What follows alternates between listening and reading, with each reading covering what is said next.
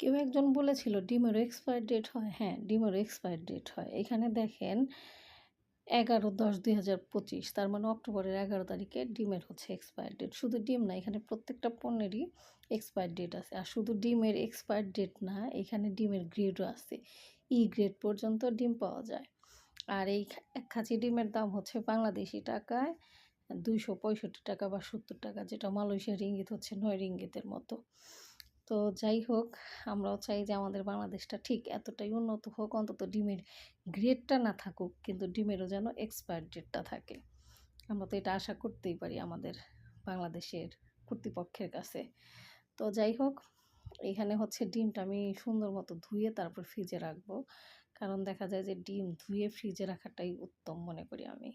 ওই দেখা যায় যে জীবাণু থাকতে পারে বা ব্যাকটেরিয়া থাকতে পারে। তো এর জন্য ডিম ধুয়ে সবসময় ফ্রিজে রাখার চেষ্টা করবেন সবাই।